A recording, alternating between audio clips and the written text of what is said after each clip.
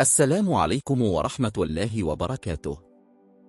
We continue with the love of the companions for the Prophet Muhammad. There was a woman named Sulaim, the mother of the well-known companion Anas ibn Malik. When the Prophet Muhammad arrived in Medina, she was one of the Ansar. She had a young son, about 10 years old, named Anas. So she went to the Prophet Muhammad. At that time, every woman from the Ansar would bring a gift to the Prophet Muhammad. But Sulaim had no money, so what could she do? She went to him and said, "Messenger of Allah, all my friends among the Ansar have given you gifts, and I have no money to buy one. I have nothing more precious than my son Anas, so take him as your servant, Messenger of Allah."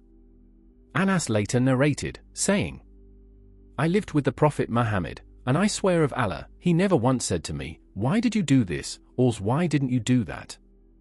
Only once, the Prophet Muhammad asked him to do something. Anas was still young, and he said, 'I went out, but I met my friends playing, so I sat and played with them, and I forgot what the Prophet Muhammad had asked me. I played for a long time. All this time, the Prophet Muhammad was waiting. When he noticed that Anas was late, he went out to look for him and found him playing. Anas said, 'I swear of Allah, he came from behind me, hugged me, covered my eyes, and said, "Who am I?" I said, "The Messenger of Allah." Anas turned to him, about to apologize and say he had forgotten, but the Prophet Muhammad said, "Onaris, a gentle nickname, don't worry. Onaris, will you do what I asked you?" He said, "Yes, Messenger of Allah," and ran off. There was another companion named Zahir. He was among the few companions who were not physically attractive, while most companions were very handsome. Zahir was not very social. He was somewhat introverted and often sat alone, feeling that people didn't like him. One day, the Prophet Muhammad wanted to joke with him. Zahir was in the market buying things, so the Prophet Muhammad came from behind, hugged him, and covered his eyes, saying, "Who will buy this slave? Who will purchase this slave from me?" Zahir was startled and kept trying to free himself, saying, "Let me go. Let me go." Zahir said, "The more I tried to free myself, the tighter he held me." The Prophet Muhammad was very strong. He had the strength of 40 men like Umar ibn al-Khattab, and Umar himself was extremely strong. Yet despite this, the Prophet Muhammad never misused his strength. He never struck a man except in battle, and he never struck a woman.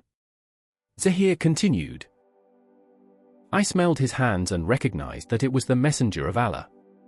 They say the Prophet Muhammad did not sweat like us, his scent was like musk, and his hands were softer than silk, as if taken from a box of perfume." He said, "When I realized it was the Messenger of Allah, I leaned back into his embrace. The Prophet Muhammad understood, smiled, and loosened his arms. Zahir said, 'Will you sell me, Messenger of Allah?' The Prophet Muhammad smiled. Zahir then said, 'Messenger of Allah, if you sell me, you will find me worthless.' The Prophet Muhammad replied, 'No, Zahir, but in the sight of Allah, you are precious.' There was also a companion named Qawat ibn Jubayr. He was a handsome young man, and like any human, he could make mistakes. He said, 'One day, I left my tent and saw a group of women gathered.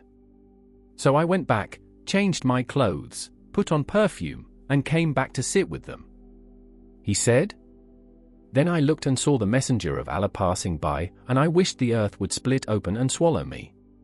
The Prophet Muhammad approached him, smiling, and when he smiled, he shone like the moon, and said, "Peace be upon you, Qawat. What made you sit here, Qawat?" He thought for a moment and then said, "Messenger of Allah, my camel ran away, and I came here looking for its rope." The Prophet Muhammad smiled and said, "Really, Qawat?" He said, "Yes, Messenger of Allah."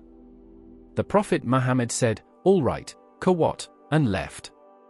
Qawat said, "I told myself, I'll avoid him until he forgets about it." So he chose a road the Prophet Muhammad never used. But suddenly, the Prophet Muhammad came toward him from a distance and said, "Peace be upon you, Kawat." He replied, "And peace be upon you, Messenger of Allah." The Prophet Muhammad then said, "What did your camel do, Kawat?" Kawat said, "So I knew that the Messenger of Allah Muhammad had not forgotten." But the Prophet Muhammad did not expose him or embarrass him. He corrected him gently and indirectly. Kawat said, "I felt ashamed, and I knew he understood what I had done." From that day on, Kawat said, "I remained shy before the Messenger of Allah Muhammad until I sincerely repented to Allah." Look at the mercy, kindness, and beautiful character of the Prophet Muhammad in dealing with his companions. He never embarrassed anyone. He never exposed anyone. He corrected mistakes with wisdom, gentleness, and compassion. That is why they loved him more than anything, more than themselves, their families, and everything they owned. The Prophet Muhammad said, "Kawat, what happened to your stray camel?" Meaning, how is your lost camel? I said, "It is fine, Messenger of Allah." The next day, I said to myself, "I won't let him see me," so I took another street. But the Prophet Muhammad came from that same road and asked me the same question again. Kawat said, "I went back home and said, I will not leave my house, and I will not go to the mosque until the Messenger of Allah forgets about it." So he stayed inside for 2 days. Then he said, "But I missed the Messenger of Allah, so I said, I will go out at a time in the night when he is asleep, pray 2 units in the mosque, calm the longing inside me, and return." So Kawat entered the mosque. He said, "I said the opening takbir and began praying, then I heard footsteps behind me, and it was the Messenger of Allah." He recognized him by his scent Muhammad. He said, "The Prophet Muhammad said the takbir, and I said to myself, I will prolong my prayer until he leaves me, so I made my prayer long." But the Prophet Muhammad prayed 2 short units and then stood behind Kawat and said, "Kawat, take as long as you wish. I am waiting for you." Kawat said, "I finished my prayer and turned to him, and he was smiling." He said, "Peace be upon you, Kawat. What happened to your stray camel?" I said, "Messenger of Allah, swear of Allah, I do not have a camel." The Prophet Muhammad laughed and said, "I already knew, Kawat." Kawat said, "He raised his hand, and I thought he would strike me, but he placed it on my chest and said, 'May Allah forgive you, Kawat,' 3 times. Kawat said, "I swear of Allah, I never return to such a thing again." There is another beautiful story. A young man once came to the Prophet Muhammad, stood in front of all the companions, and said, "Messenger of Allah, permit me to commit adultery." All the companions were very upset. But the Prophet Muhammad said to him, "Come closer." So the young man came. The Prophet Muhammad said, "Come nearer," and he sat in front of him. The Prophet Muhammad placed his hand on the boy's chest and said, "My son, would you accept it for your mother?" The young man said, "No." He said, "Would you accept it for your sister?" He said, "No." He continued asking him about his close relatives, and each time the young man said, "No." So the Prophet Muhammad said, "And people do not accept it for their mothers, their daughters, or their sisters." Then he gently wiped over his chest and said, "Allah, purify his heart and guard his chastity." The young man said, "Before the Prophet Muhammad placed his hand on my chest, adultery was the most beloved thing to me, but as soon as he lifted his hand, it became the most hated thing to me." See how he taught with love Muhammad. Peace and blessings be upon Muhammad, his family, and his companions. Send blessings upon the Prophet Muhammad. We have seen the love of the companions for the Prophet Muhammad, and his mercy and love for them. Now we will see the love of Lady Aisha for the Prophet Muhammad, and his love for her, one of the most beautiful stories you could ever hear. She loved him deeply and was sometimes jealous over him. At times, she would do things that surprised the companions. By the way, she was very beautiful, and she used to say, I cannot express what is in my heart. For my state speaks more than my words. The messenger of Allah is my husband, I have seen none like him. My Lord gave him to me and honored me with his love. She said, the messenger of Allah Muhammad loved me, preferred me, and I used to be proud of that among my friends. Meaning his other wives, he Muhammad had more than one wife, and their stories will be explained later. She was very jealous over the Prophet Muhammad. One day, the Prophet Muhammad invited the companions to eat at Aisha's house. Aisha was still young and not very skilled at cooking. So Lady Zainab bint Jahsh, another wife of the Prophet Muhammad, heard that the companions were coming, so she prepared the best food. Zainab was known for her excellent cooking. Aisha herself said, I have never seen anyone better at cooking than Zainab. Zainab sent her servant and said, take this dish to Aisha's house. If the messenger of Allah asks, say, Zainab sends this as a gift for you to serve your guests. It was Aisha's day, and when the servant came carrying the food, the smell was wonderful. Aisha said, the servant passed in front of me, and I saw the food, so I said, what is this? He said, Zainab sent it as a gift for the companions of the messenger of Allah. So Aisha walked toward him, and suddenly struck the servant's hand, and the dish fell to the ground. The house of the Prophet Muhammad was small, just a simple room, and all the companions were sitting there. They all saw what happened and looked at Aisha. But look at how the Prophet Muhammad reacted. He did not shout. He did not get angry. He did not do anything harsh. Instead, he smiled, knelt down to gather the food, and said, no problem, eat, eat. Your mother has become jealous? The companion said, we felt shy, so we went down and started picking up the food with him. Aisha said, swear of Allah, I never once saw anger on his face. Imagine that level of calmness. Peace and blessings be upon Muhammad. Another time, it was Aisha's night, and the Prophet Muhammad was with her. She thought he was asleep, but she was still awake. She said, when it was my night and the Prophet Muhammad was with me, he turned over, placed his cloak down, removed his sandals and placed them near his feet, spread part of his garment on the bed, and lay down. He remained only for a short while until he thought I had fallen asleep.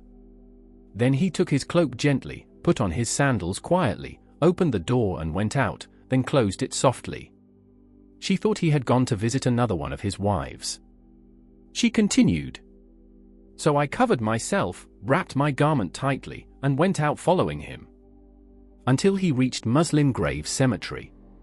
He stood there for a long time, then raised his hands 3 times. Then he turned, so I turned. He walked faster, so I walked faster.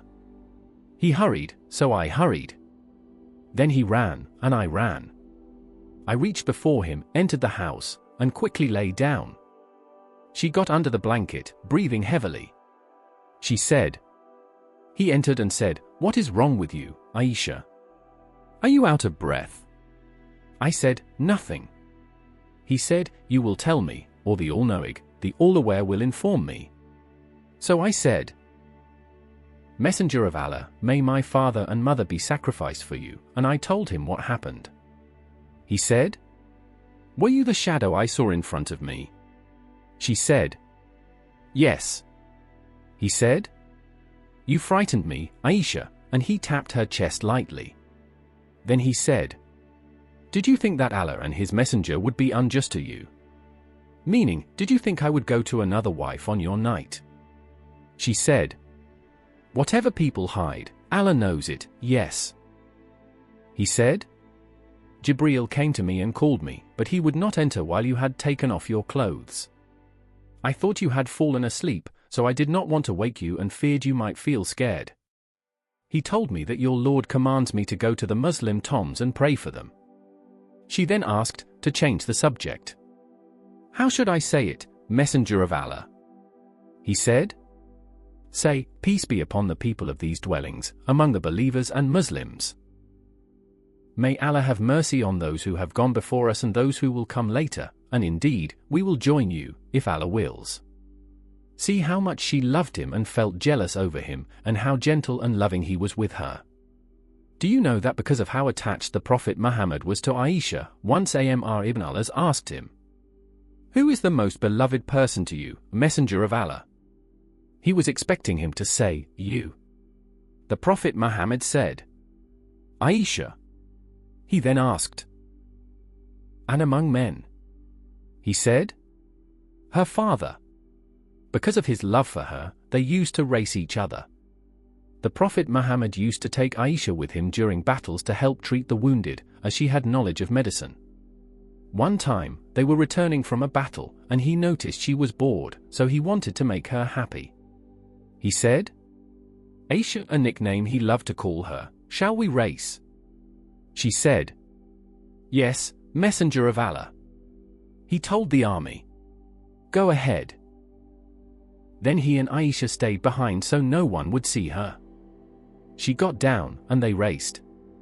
Aisha won and said playfully, "I beat you. I beat you." Years passed, and in another battle, he again saw that she was bored. He said, "Aish, will you come down so we can race?" She said, "Yes, Messenger of Allah." They raced again, but this time the Prophet Muhammad won. He said to her, "Aish, this is for that one." Meaning, now we're even. See how easy and beautiful the religion is. His mercy Muhammad also extended to children. He had his grandsons, Al-Hasan and Al-Husayn, the leaders of the youth of paradise. The Prophet Muhammad would come out of his house and find them playing, so he would run after them, catch Al-Husayn, hug him to his chest, kiss him between his eyes, and say, "Allah, I love Husayn, so love Husayn." One time, he entered upon Lady Fatima and found Al-Hasan and Al-Husayn playing and pushing each other.